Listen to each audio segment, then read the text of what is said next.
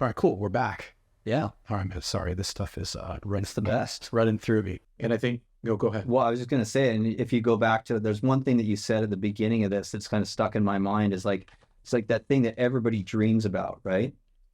They dream about it, right? It's on Instagram. They dream about starting their own business. And what I would say in that situation, most people are dreaming about the wrong thing, right? They don't know, like they're dreaming about something that they have no idea about, right? So like, if you actually, and that's what I'm talking about with these companies too, right?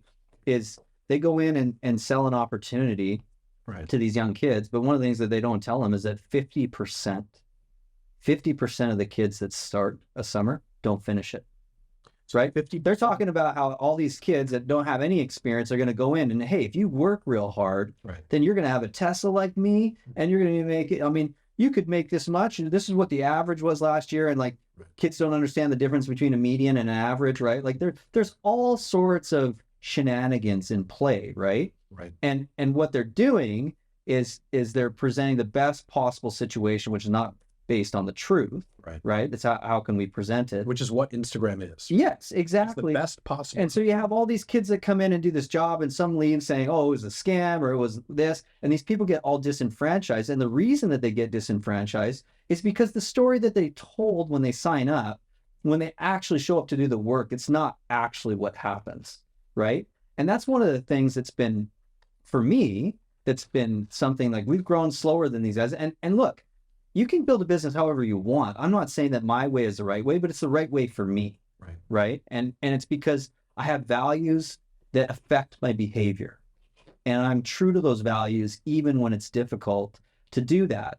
And so, you know, up until this last year, our retention was like well over 90% of the people that started a summer finished. But, but we didn't grow at the same clip as the other companies because I wasn't as aggressive on recruiting, because I was willing to tell somebody, hey, look, if you think that you're going to show up day one, not have any experience in this, and that you're going to make $100,000 this summer, then I'm not your guy, because I'm going to tell you the truth. And the truth is, hey, if you make 25, is that better than what you would do staying home? Well, yes, significantly better. Okay, let's start there.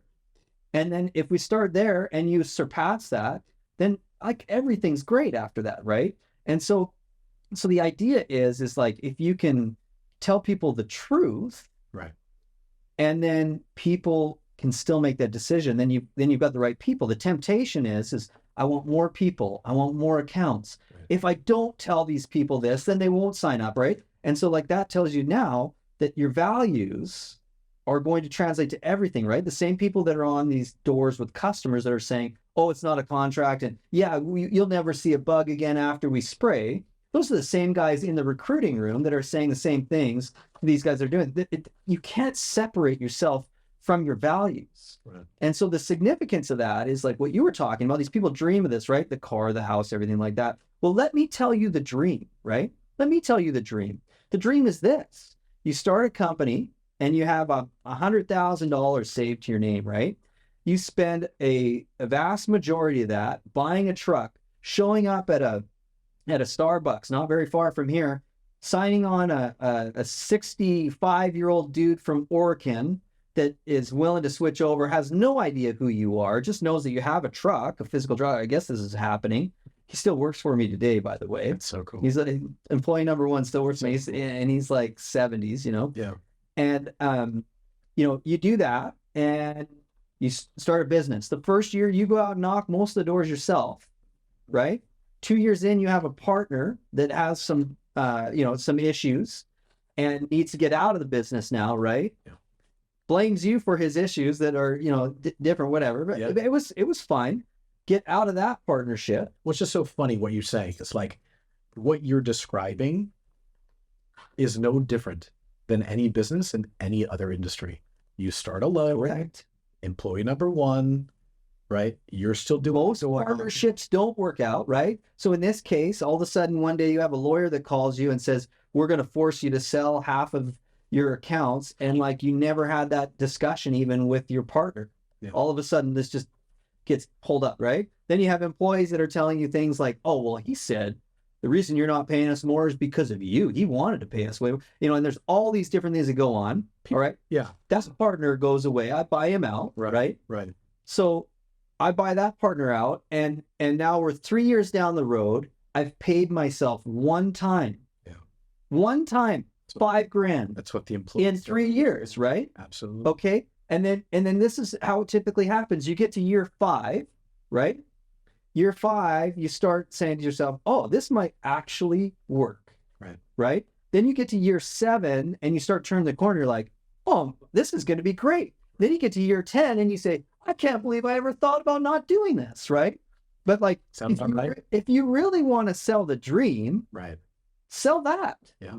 Because that's a reality. It's like, look, your helicopter didn't come because you just willed it into existence. Yeah. Right? It came because you started a business where now you have over 1 million followers, right, and you freaking peddle some products that you probably don't even believe in. Going back to Instagram. And you just put on videos that like do that, and every day you show your helicopter landing at your house. Yeah, I've right? seen that. Or every day, and have you seen that?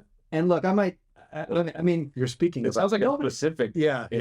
Nobody cares about me, so probably nobody will see this. But like, but here's the thing, right? Is that people are not selling reality. They're selling whatever will make you click on their. Yeah. Right. Yeah. And hopefully that adds some emphasis, because as a Mormon, I don't swear that much. But like, whatever makes you. Can we get that? Listen. Yeah.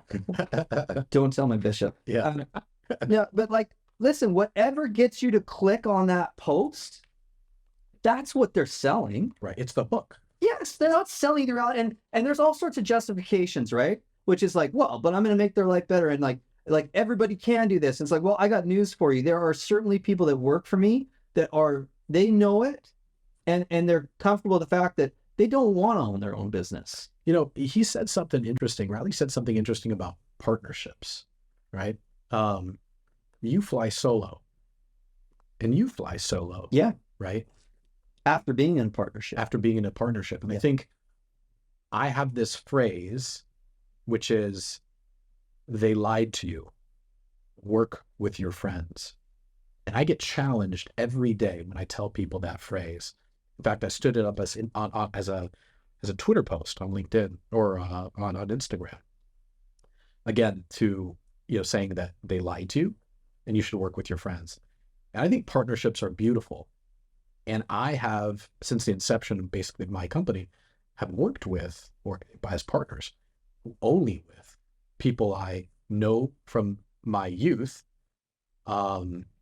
people I know and love, where it's culturally a fit.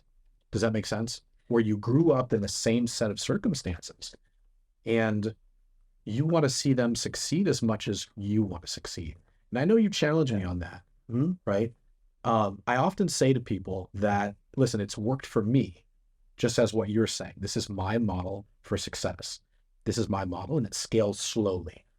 And I would argue that my model also scales slowly. It scales conservatively, because foundationally, those are my beliefs. And it is definitely a circuit that doesn't open the full way to let in all that scale, to let in all that success, in that it opens slowly. But I would say that it is more stable. And it is the most rewarding thing in life when you can share success with the people you know and love. And that can be in a partnership capacity, or it can be at a company where you share the upside of the company, right? With your employee base, whether it's like an ESOP or something like that. REI, for example, right? The retailer, the outdoor retailer, that's an ESOP, right? And I don't know, like, do you notice every year you get an email from REI that says like, here's your $20 reward from everything you spent during the year? Right? That's them giving back, right? In terms of a rebate based off of how well they did during the year. And I think too many employers and too many people you see on Instagram, with the self-promotion, the landing the helicopter and the G-Wagon with the 6 wheels and all that they're driving on their property, if we're talking about the same person. I don't know if we are. I don't know if we are either, but now I got to go to their Instagram. But I think they're in Utah. But I think, it's possible. It is possible. But I think when you're projecting that type of success, as opposed to projecting the success of your employees, you've lost sight culturally of what matters in the world. And listen, I'm all about it. You want to promote? It's easier for them to do that though, because a lot of they don't have that many employees, right? Like these are, Okay. that business is just presenting, Okay. right? So whatever it costs you to present, that's what it is. They don't really have like, I mean, look, they've got some employees, but I think it's a different landscape than what I'm dealing with, right? Right. As far as I have, 50 employees, Right. and I know these people pretty well, and I know some of their issues, and yeah, I don't think that it's the same thing, right? Like it's not it's not as robust as far as being like a service business or something like that. Yeah. But listen, I try to be really slow to judge. For me, it's not me, and I don't think that it provides the same kind of value that they think it does. Right. But that doesn't mean I don't think people should be able to do it, right? No, this is a drug that is prescribed to a certain subset of the population that is dealing with these symptoms. And for these symptoms, maybe they should take that drug. One of my all-time favorite influencers on the internet is this guy, Dan Fleischman. I don't know if you've seen him on the internet, but you know Dan Fleischman, right? Yeah, I've heard of him. I thought you were going to say me, but You are. I think I want to hear it. I want to hear it. But the reason why I love Dan Fleischman is that all of his social media is centered around helping others. You have a proliferation of the Grant Cardones and everyone in between. And I have nothing negative to say about them, because the truth is, if I would say something negative about them behind their back, then I would do the same to you behind yours. Yeah. But the reason why I love and respect this guy, Dan Fleischman, is because everything that he does is centered around helping others. You never see the camera focusing on what Dan Fleischman has accumulated in his life. Mm-hmm. He's not showcasing Lamborghinis or helicopters or private jets. Right now, we're in the beginning of December, and he's focused on a charity. I think it's called Trina's Kids or Trina Cares. And it's a toy drive, and it's the world's largest toy drive. And he's going, I don't know, a few dozen locales throughout the United States. And he's basically collecting toys, right? That's the whole meaning behind this season, right? Which is to give to people who don't have. And I think, there will be a grand reset.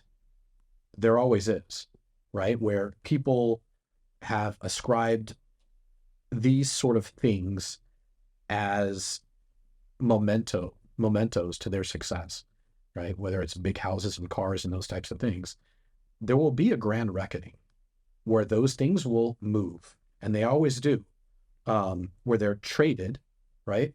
Whether it's time, love, attention, adoration, or consumer goods, right? Water has a tendency to find its natural level. So the people who have those things but shouldn't generally lose them. And the people who deserve those things, not necessarily saying that you want those things. How about earn? Yeah. Better than deserve. Yeah. Yeah. No, better said. Absolutely.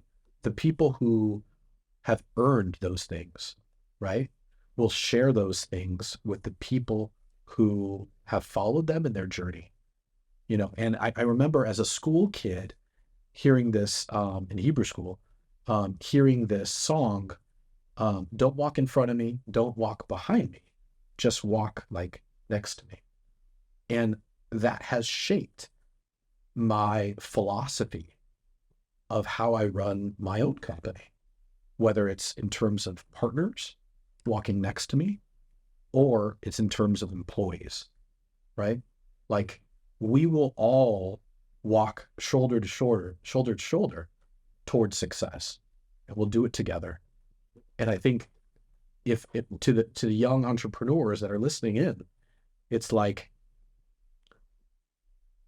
you're seeing this flashiness in front of you on Instagram, and it's hard. It's seemingly almost impossible to not fall victim to taking that on as like a your new culture, your new religion, your new belief system, which is I've got to run towards these shiny things. But in reality, pace yourself, right? Whether that's in terms of taking on partners or giving up more upside in the business to employees, letting them see your P&L. Let your employees know that you haven't taken a salary in 3 years and that instead you're building the foundation of the company.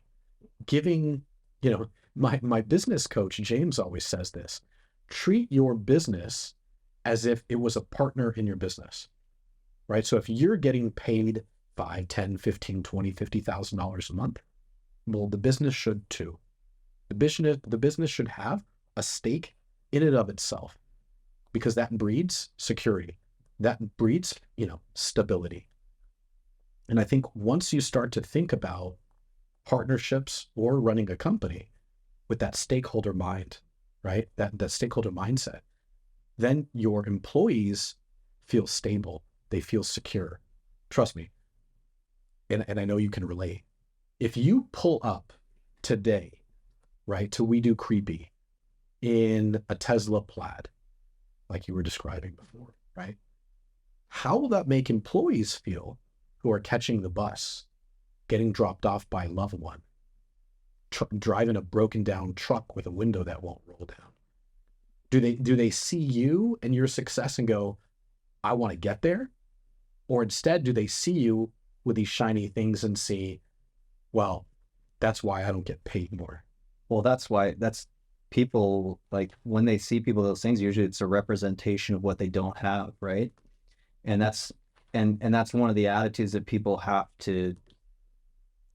they have to vacate that idea in order to make room for them to get to the next level or to get the things that they want. But it's like, the reason that I would drive what I drive to work is because that's authentically me. Right. I mean, I don't think that the person that drives the Tesla Plaid to work is a bad person if that's authentically them. So right? what's your number one sales guy drive? Well, I try to hire people that are similar to me. And so my number one sales guy drives a POS, man. He drives I think he has like some kind of Honda, or I think he had one of those XB little box things. Yeah, like a Toyota or something. Yeah, the Scion. And then the other one drives a Chevy Volt. It's an older version Chevy Volt. And so this year I've been very fortunate. I'm surrounded by a lot of people that have the same values as me. Right. And so instead of having like the huge headquarters and doing the trips and everything like that, I just pay them more money. And then I let them decide how they want to spend that money. And I realize that you do sacrifice a little bit in culture there, Yep. but I've had to accept the idea that the people that you lose in culture that way are people that may not be the best fit for your company, and that's okay. It's a delicate balance. Yeah, I think it's a delicate balance. I think where we falter as an organization, primarily as a work from home company, multinationally, right? Because we have offices in Mexico. You lose, and I think it's similar with your business, because generally people are outside your office, right? They have a vehicle that is ours that they work. They leave their home. They don't come into the office every day. Yeah, that's what I mean, right? Yeah. So culturally, you're fighting against the ocean current, right? Of lack of culture. Yeah. So if I was to criticize myself as a leader of an organization, I would say that I haven't put more chips over here on a intentional culture. And an intentional culture helps employees understand, embrace, but also shape the vision of a company, right? You have a mission, yep, but with your employees, you have a vision. And I think leaving them out of the equation to help shape the vision of the company, and that's done so in a capacity of being in an office or taking trips together, yep, right? Having them help shape the vision of the company is definitely something that I'm failing at. My business coach would say it's an opportunity. I always look at it from I'm failing at this. And he would always say, no, William, this is an opportunity to get better at X. So let's do that. But I think, for those who run companies, alarm companies, garage door companies, pest control, Solar. Any of right? those, yeah. Any of those types of companies where you always have employees outside of the office. I think one of the challenges you face, again, with the waves breaking on your face as you're trying to build that intentional culture, is that the employees aren't in an office. Yeah. And so generally what ends up happening is it's your sales hitters, right? The big hitters that are shaping the organization as they accumulate things. Oh, did you see John? John just got a new car. Oh, he just got his fancy apartment. Oh, did you see the big house he bought? And so you start to lose control over the mission. Because I feel like the mission of what you want to do, right, is the same culturally as the mission that you have when you were a young man door knocking. Now, the vision, the global vision for what you want to do as HomeGuard, or we do creepy.com, which is that vision has to be shaped culturally. All the employees have to have an indelible fingerprint on the vision of the company. They must be included. Well, we talk about that all the time, right? And that our culture is that we do what's right for the customer right from the get-go. And our actual mission statement is have fun and make people happy, right? And so like the whole creepy thing is marketed around being outside of like over professional, and like it's pest control, it's not rocket science, right? Yeah. We're going to kill these people's bugs, and so it's like we do right by them, but let's have fun doing it, right? Yeah. And so I feel like people in our organization are free to be more themselves, personality wise, because of what we do, and they gravitate to that. But like the biggest, our number one rule in the company, so have fun and make people happy. That's our mission. Yeah. Right. Our number one rule in the company is tell the truth. Yeah. Tell the truth. And like we have to really combat those problems that come to these sales-centric organizations, because we could turn into that right away, right? I don't want to see another ant ever. Oh, no problem. We'll make it so you never see another. Yeah, it's like, well, I'm sorry, but you live in a place where the ants like paradise just as much as we do, William. Yeah. And so the chances of you never seeing an ant again are zero. And if I have to tell you that to get your business, I'm not the right guy for you, because I can't lie. Yeah. I can't lie to you. Like, I'm not willing, like we talked about this already, I'm not willing to trade money for my integrity. I love that. I'm not willing to do it. Yeah. I won't do it. And the people that know me know that I won't do that. Right. Right? Yeah. And like people think I'm kind of weird sometimes. Right. Because it's not, telling me the truth is not culturally in vogue. Yeah. It's not popular, right? It's not sexy, right? Yeah. No, it's not. Well, and listen, I'm not trying to pat myself on the back, but I am an enigma sometimes in this culture, because people are like, I just can't, I'm trying to make sense of why you live where you do or drive where you drive or whatever. And I know that your company is successful. Right. And it's like, but again, here's the problem, right? Is that you cannot change who you are in all these different situations. People can try to shapeshift all they want, but just like I told you, if you're willing to say anything to the customer, that same guy's willing to say anything to recruit you onto the team, right? So it's the same thing with me. If I'm not willing to tell you the truth, right, when we're talking about pay, or I'm not willing to tell the customer the truth when we sign them up, well, how do my employees know that I'm going to tell them the truth, right? Yeah. And so I'll go out and I'll still sell every now and then, and I'll go out and have a big day, right? And guys will be like, oh my gosh, how did you do this? Teach me the ways, Riley. Teach me how you do this. You've been off the doors for 6 years and you show up and sell 10 in a day, or still like what's going, right? And I just tell them, like, I got one thing that other people are not willing to surrender and teach, which is just tell them the truth.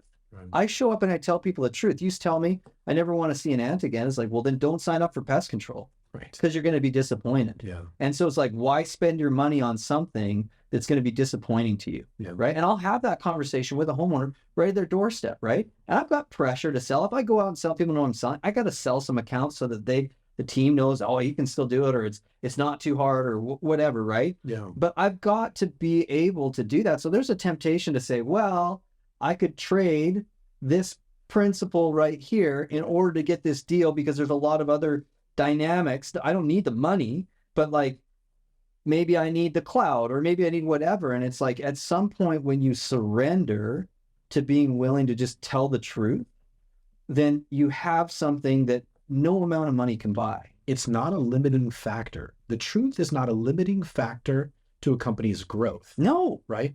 But rather, it's the rocket fuel. In fact, it can help you to sell more. Absolutely.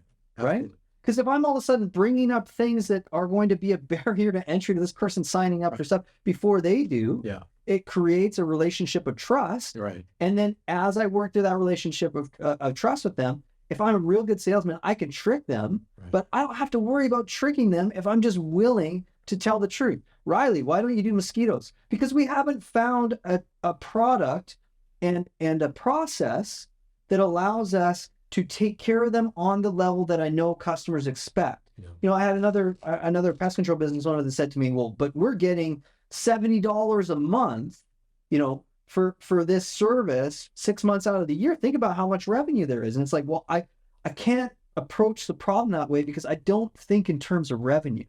I think in terms of what I can deliver to the customer. Right. Yeah. And look, like mosquitoes are here and they're not going anywhere. So I'm going to have to find a solution for that, but I'm not going to jump in the solution based solely on the revenue that I can bring. I need to find a solution that will give customers an expectation that's satisfactory. They're willing to exchange their dollars for, right? And once I can find that, I'll offer the service. So let me ask you this. So We Do Creepy is based in San Diego. Mm-hmm.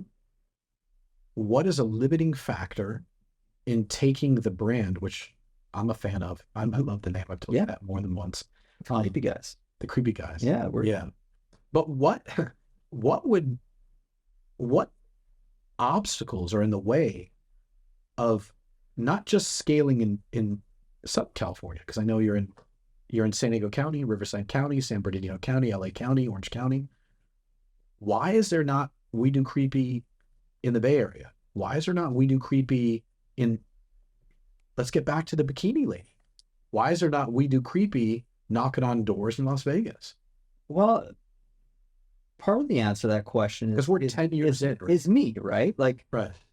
I obviously through this podcast, I'm sure that you can ascertain that I am willing to. Easy with the big words. We're going to lose. It's over. I'm willing to trade security for explosive growth or huge expansion, right? Okay. And so that security to me, it represents the amount of freedom that I've earned to this point, right? And so diving back in and leveraging or taking on debt or those things that I really look closely at and I'm averse to. Okay. And so is there a way? Yes, you could do that. But here's the thing is that it's really hard to franchise this kind of business. And the reason it's really hard to franchise this kind of business and the reason that like Terminex and these other companies have bought back a lot of their franchises is loading the customers is the hardest part. But you're good at that. Yes. But the problem is that a franchisee is not going to understand that dynamic. Okay. So just because you have money to purchase a franchise. Well, let me argue this point. Yeah, sure. Let me argue this point. Yeah.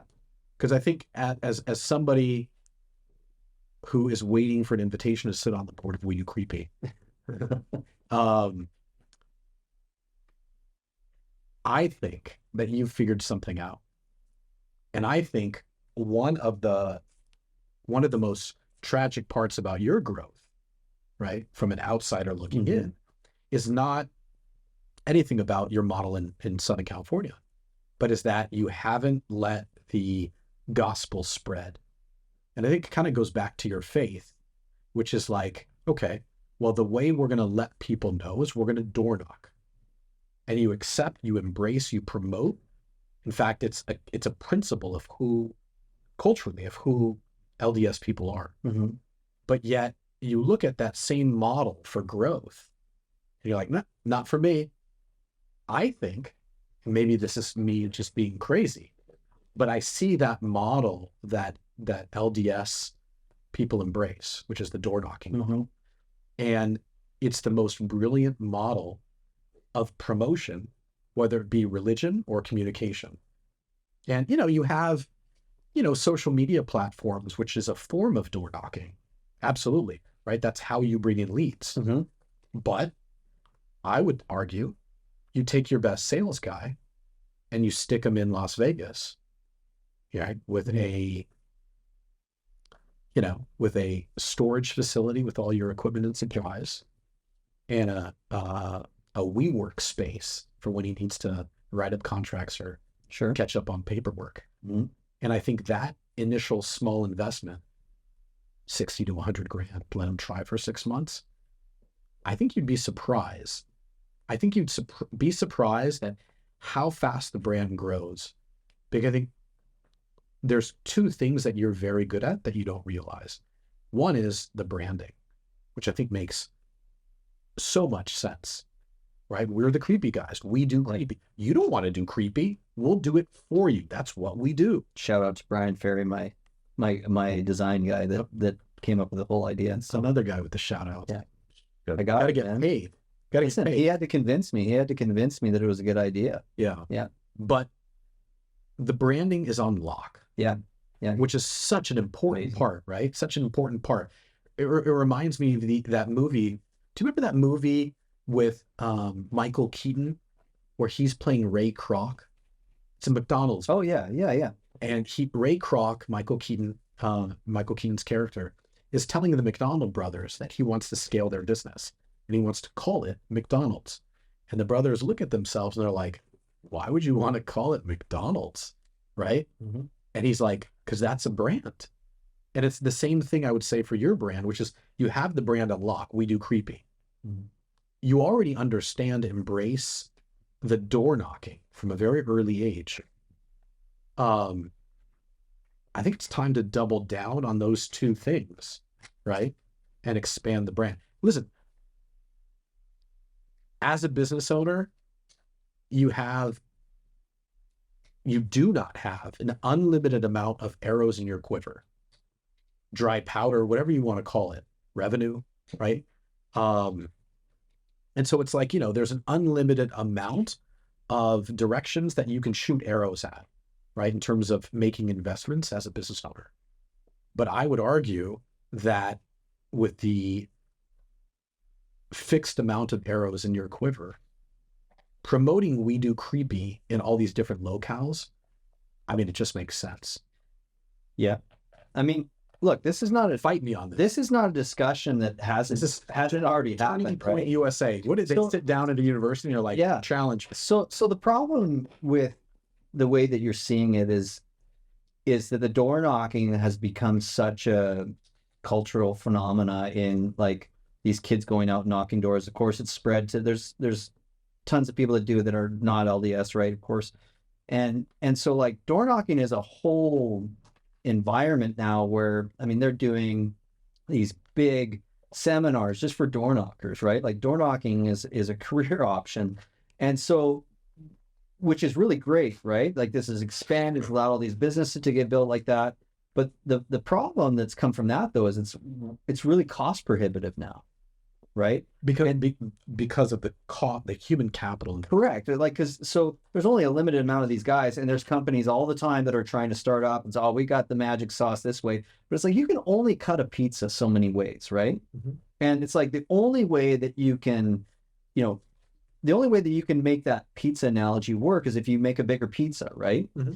But the problem is that like you're dealing with sales guys that are buying Teslas, right? So like this is like the underbelly of this kind of stuff, right? Which is a lot of these companies end up encouraging these guys to do this stuff, right? They encourage them to make these buying decisions. They encourage them to get stuff. It's going to help you recruit. It's going to help you do this. People are going to pay attention. It just works, man. You got to do it, right? Right. And on the flip side of that, I guarantee you there's someone in a back room that's pulling those strings that says, sweet.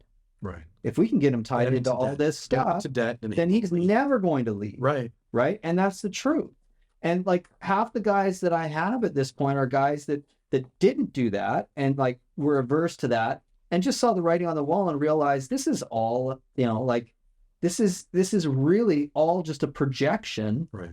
of all these young men that are full of piss and vinegar Right. and want to prove to the world that they're worth something. But getting back to that idea of dropping these guys in with a parachute, Yeah. and having them canvas. So here's the limitations to that. Okay. Cost limitations, because the commissions are through the roof expensive now because there are so many of them that do it. Well, so tell me, And there's so many, what are the commissions? so many companies looking for that. Well, dude, if you were say if you were a company and you wanted to hire a marketing crew, right? So let's say there's a guy that puts crews together and they want to put together a marketing team. I mean, you're going to pay anywhere from 70 to 90% of the first year's contract value of those sales just for that team. Whoa. That's insane. Yeah. That's insane. Right. So the problem is So it's similar to an insurance model where you market heavily, right? And you only make money on the renewal of the customer. correct. Does that make sense? Correct. Yeah. And so Okay. so you're looking at, depending on how you're doing it, right? You're looking at, a year and a half, like 18 months before you're recovering that, right? And so you either have to have a ton of capital, have to be comfortable with debt, and then the headaches that come with, running a sales team full of young, Yes. At the full of satellite piss organization. and vinegar Yeah. guys, right? And like, I mean, I love these guys. I love working with them. They're awesome, but like they present different challenges than the guy who's got an engineering degree Right. that wants to show up every day and just get, like be able to pay for his $1 million house, So right? So And he's betting that like he lives his life on payments, right? So let me ask you this. Are most pest control companies rolled up by PE firms, or do they organically scale, right? And find that level of success?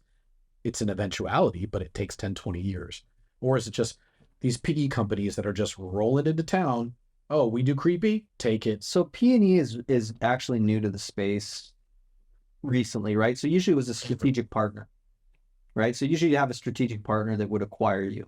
Once, if interest rates go up, those strategic partners go away, and the PE guys kind of come out of the woodwork because they've got capital already raised, right? That's from, they haven't, if they haven't, Endless supply. yeah, of well, and loans, they, right? they have capital already that they haven't deployed, right? Yeah. So they've got that at a low interest rate already. They haven't deployed it.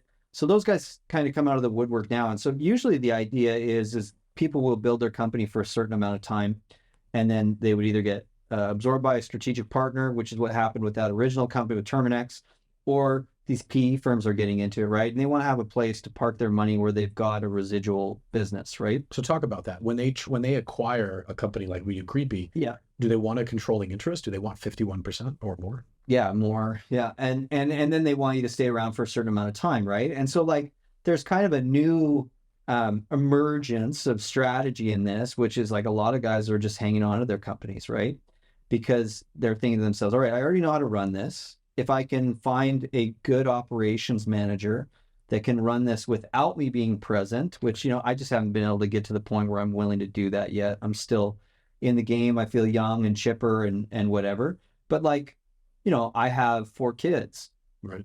And, maybe there's an opportunity to do a legacy business there, right? Yeah. And I get that. or there's an opportunity at one point to be acquired and to help them start their own business. I mean, I don't know how that's going to look, but the landscape right now is that, typically in the past, people have built it up to either sell it off to a strategic partner, and now PE firms are getting in on the mix. And, the whole sales strategy for these PE firms is, the first buyout is going to be small compared to the second buyout, right? Which I'm sure that they tell everybody that story.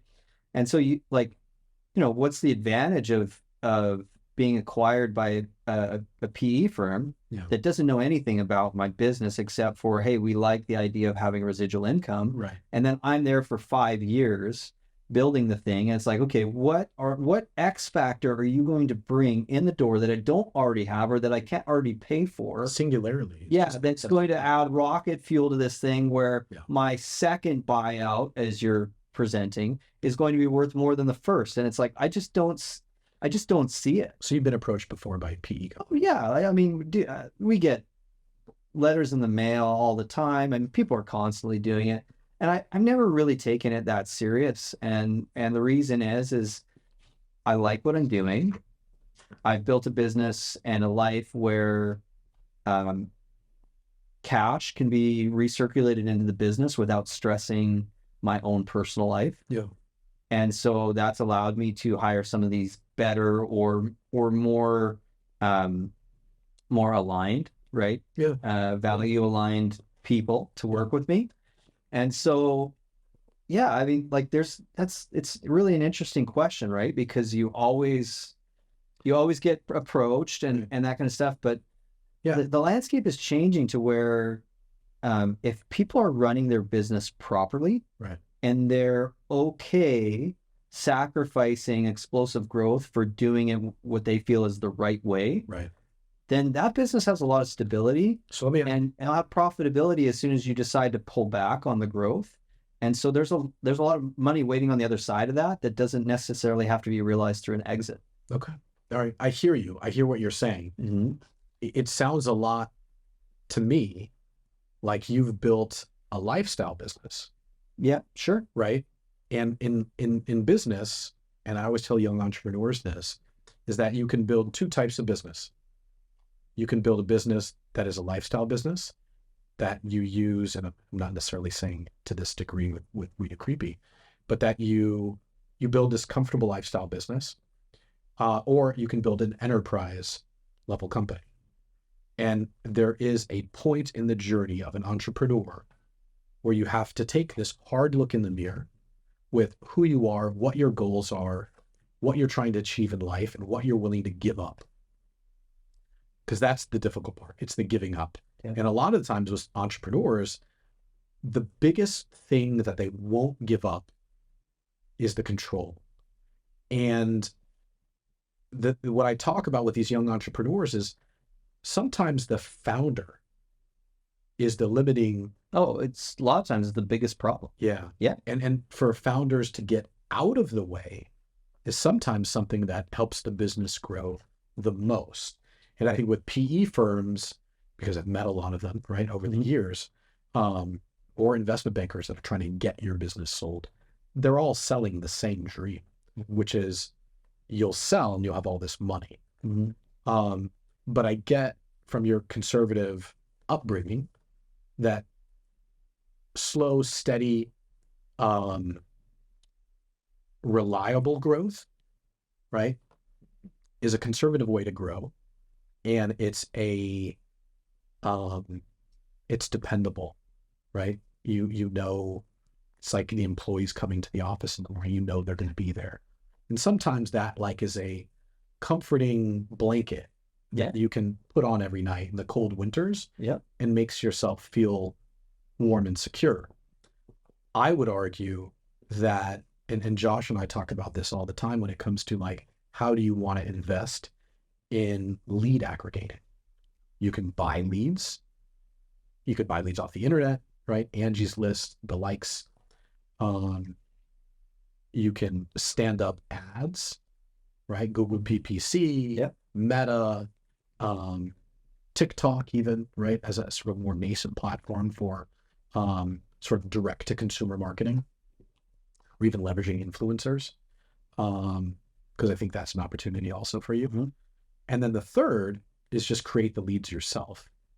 And I think, I don't want to get too much into it in this interview, but like if the human capital costs are the most overbearing aspect of your ability to pull on these growth levers in multiple locales throughout the United States, I would say that you could, using technology, build lead funnels, right? Mm-hmm. And you were talking about sort of cutting a pie up into so many slices. I don't think you have to worry about the door knocking aspect in today's economy when you start leveraging lead funnels that are built internally. And I think building the lead funnels internally for your business is in line with how you've sort of orchestrated this symphony that is We Do Creepy today, which is like, it is built and not bought. Because for growth, right, there's always two directions you can do, or two directions you can go, which is you could buy software or build software. You can buy a sales team from another org, or you can build one internally. And culturally, for a company like We Do Creepy, I see this indelible fingerprint of Riley on sort of all aspects of your business.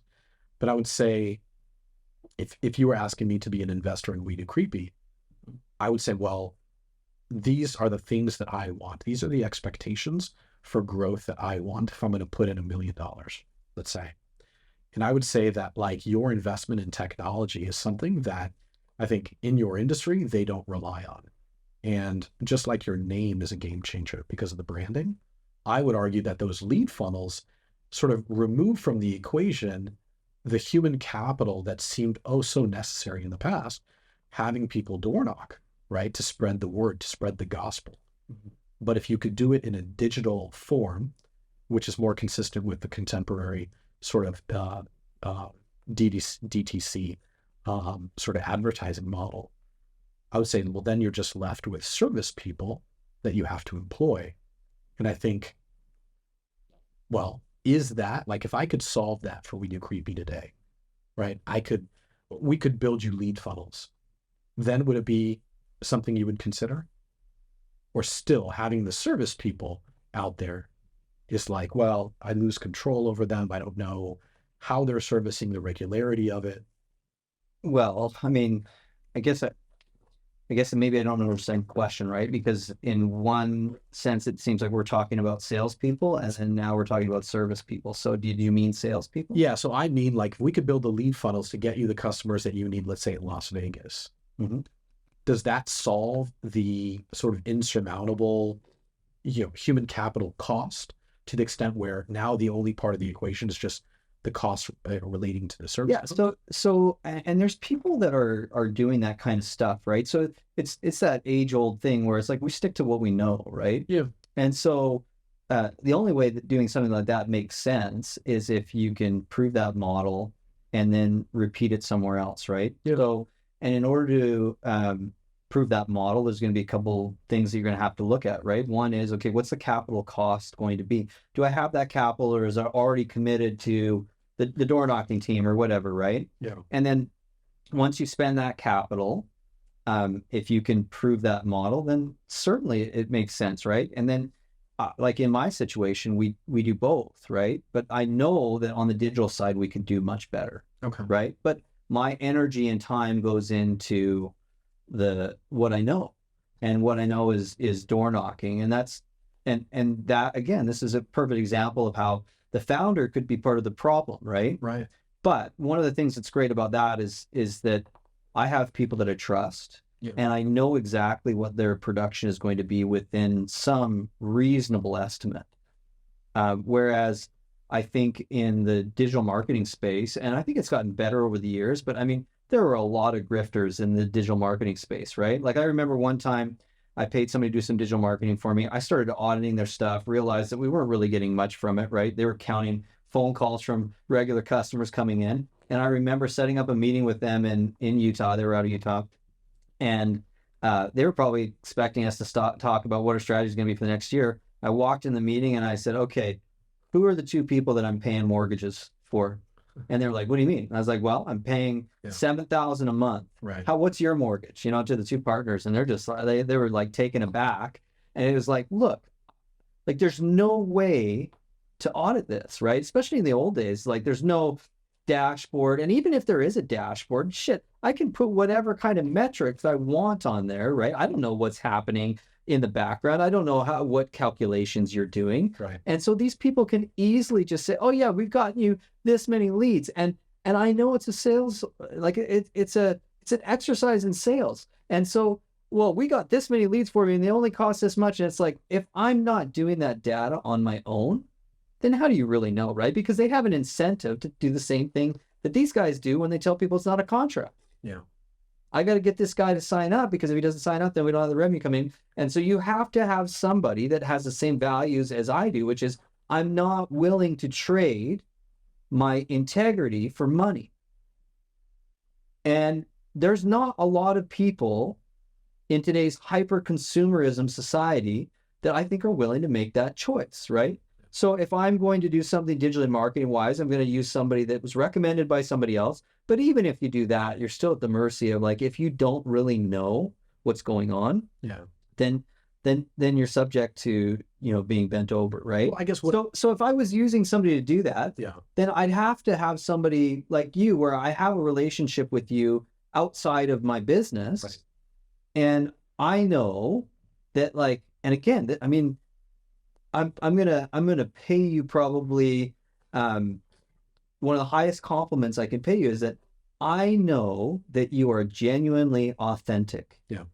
You know, even if there's some things, and I mean, there's not really anything I can think about that I don't like about you, right? But even if there are things that I didn't like about you, one thing that I could live with and that I would show more trust in you than somebody that I even liked is that I know that you have, like, you're authentically genuine, right? This is the problem, right? That from someone for the last So I got to find that person, is what I'm saying. Yeah. If I was ever to do a transition like that, you have to find that person, Yeah. right? Or you have to have some kind of shared benefit in how the structure is set up. Right. Because if people don't have skin, like, people don't do anything unless they have to. Yeah. And I know that from employees. They don't do anything unless they are forced to do it, typically. Yeah. Right. And so if I'm going to hire somebody to do that, I got to find somebody that is forced to do it with integrity. Yeah. Yeah, I think that's the biggest obstacle in creating your own lead funnels. Yeah. So as I told you, there's 3 different ways to do it. You can buy leads. Mm-hmm. You can stand up ads on Google, on Meta, on TikTok, on Snap, those types of platforms, or you can build the funnels yourself. And so I'm advising even to young entrepreneurs out there, and I'm not necessarily directing this towards, your company, but I would just say, get comfortable with slower growth. Get comfortable with a slower, more minimal rate of return, and start early with building those funnels yourself. Mm-hmm. I would say don't fall in the same way that I urge people not to run towards things that are shiny that they see on Instagram, right? Whether it's business coaches or lead platforms that people are selling, lead funnels, right? You must have seen those on here. Yeah, well, and like, look outside of yourself to solve this problem, right? Like, that's the real crux of that. And it's not to say that a business coach doesn't have value. You have one, right? Yeah. But it's like, if you think running to those people Right.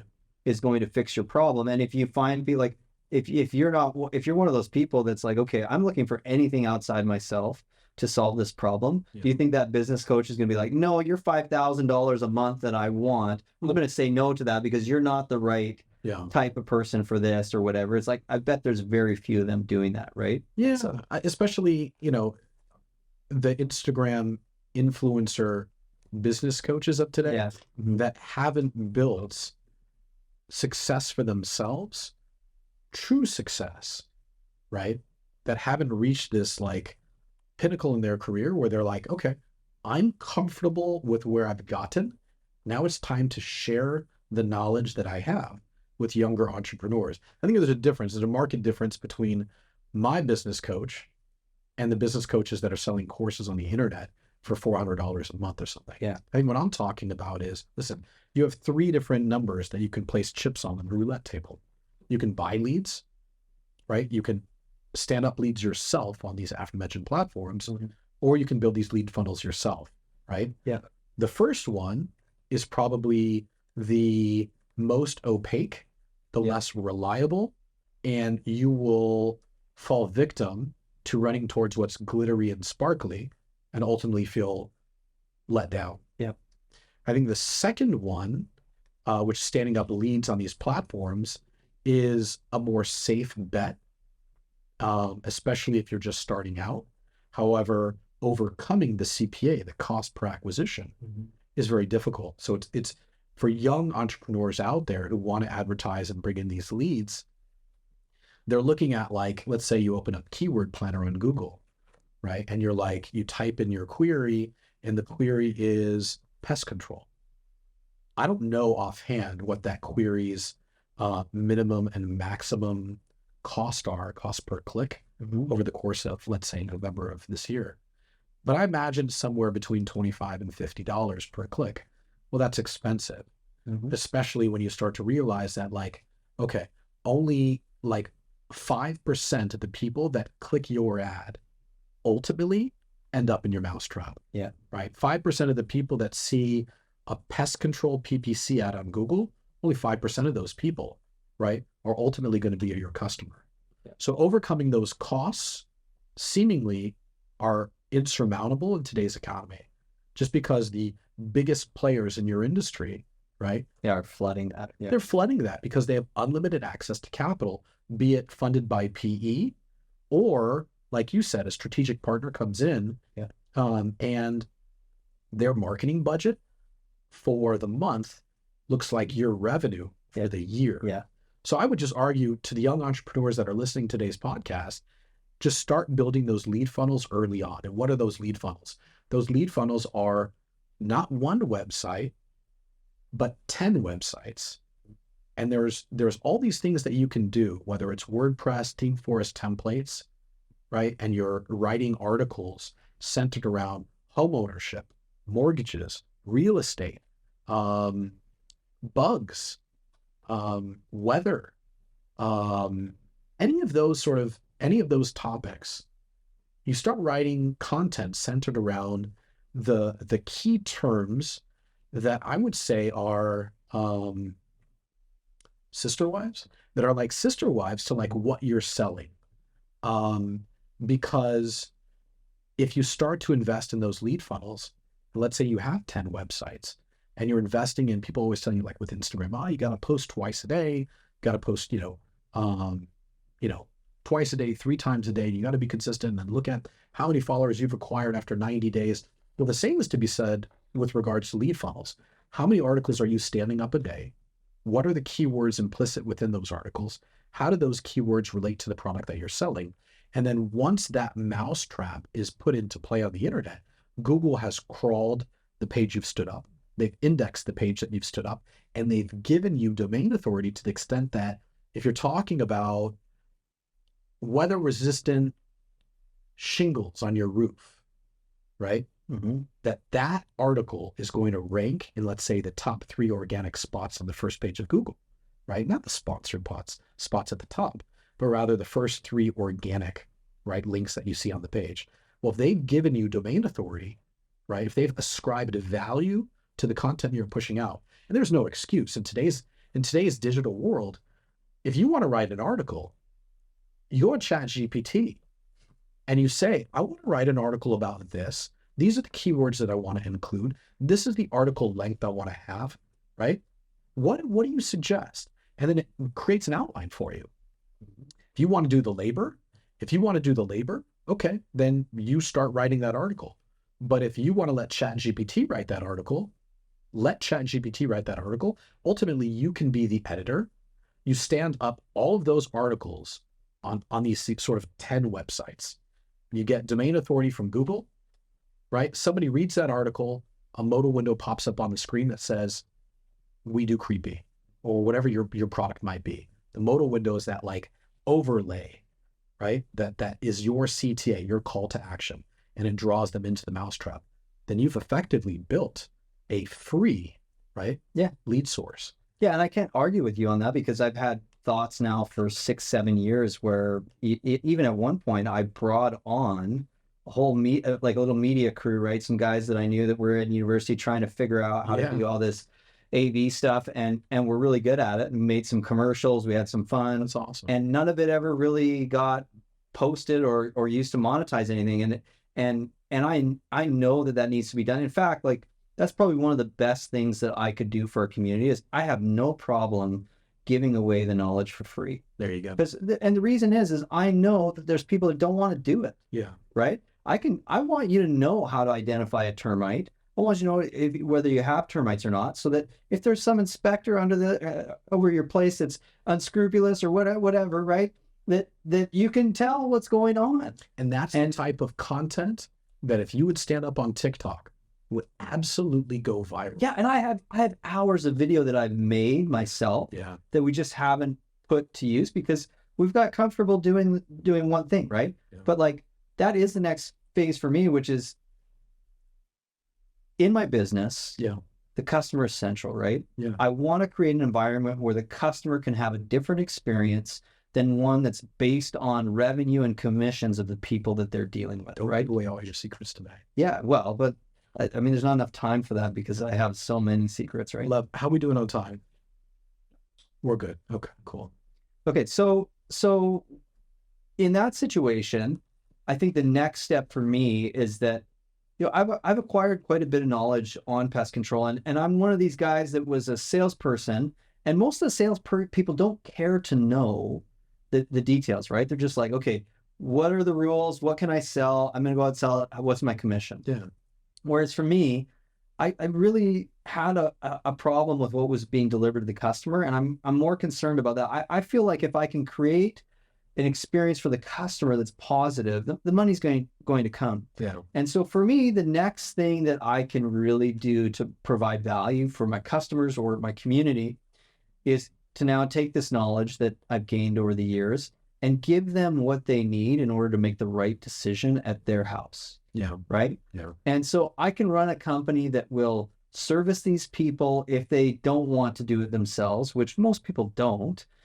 But I can at least arm them with knowledge that's going to help them to make the best decision, even if they don't hire me. I don't care really. What I want to do is I want to be able to empower people to make better decisions or to make their living situation better. Let me tell the future. Yeah. Can I? Go. Can I be the magic 8 ball? Let's see it. Hopefully. The 8 ball. Shape the magic 8 ball. All right. I think if you take that, again, time is something that you can give and never get back, right? I'm going to open this tool. Yeah, that's a good sound. Well, that's a great sound. This is my favorite one. Yeah, yeah. I think as we wrap up today's podcast, I would say to people that time is the most valuable commodity that's traded amongst human beings. Nice. Well, Nice. There goes the shirt. I like it that much. Yeah, man.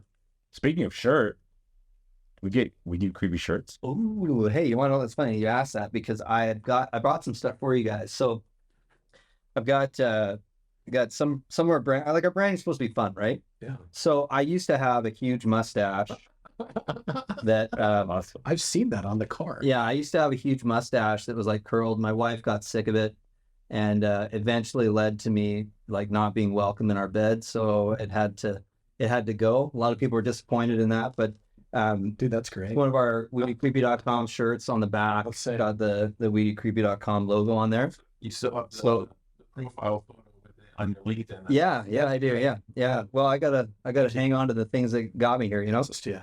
Nice. Will this fit Josh? What is this? Oh yeah. Is it large? Yeah. Yeah. And it's gonna show off his guns. Yeah, As we yeah. can tell he's doing a little bit more working out than you. Yeah. He's. I got a Weedy Creep hat for you. So This is awesome. I know that you guys both have a lot better hair than me. Oh, You're not wear it. Wow. But, the truth comes out. I was very ready for excited. that. Yes. I've embraced it. And then, me and William share an affinity for the Padres. So Oh, that's I brought him some gear so that when you come and use my tickets next year, shit. you have actually something presentable to wear. Look at that, dude. So Yeah, I definitely do not roll in Padres gear. I appreciate that. yeah, so Thank you. Much appreciated. yeah, hopefully the Padres can do a little bit better than they did last season. Well, maybe But we'll fly to Korea. we- See that. yeah, we Big should. game. But I've got season tickets this year, so again, so Yeah, we'll have to go take in a game. we'll or two. take the crew. Thank you. Final point. Yeah. Final point. I want to lock this in as final answer. Seeing the future. I think the future for you is knowing that you don't have an unlimited amount of arrows in your quiver. That knowledge that you want to share, be it on TikTok or Instagram, hey, this is a bug, this is a termite, this is a scorpion, doesn't matter, right? This is how to spot it. This is what happens if you get stung. This is what happens if you get bitten. This is what you can prevent. This is what you can do to try to sort of stifle the proliferation of these bugs, right? I think that content, if you stand it up, you'll build greater brand awareness centered around We Do Creepy. And I think ultimately those will become, right, de facto lead funnels. And I think what you're going to start to realize is the breadth, the reach of Instagram and of TikTok.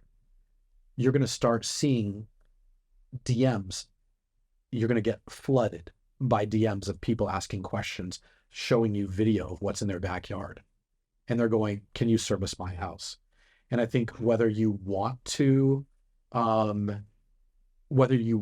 expand into all these locales that we've talked about or not, I think in some way, once you stand up that content, it's going to force your hand. We good?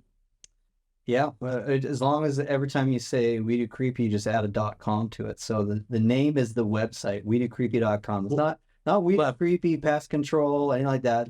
We'll drop it in there. Creepy.com. We do creepy. All right. Let's end it there. See you next time, boys.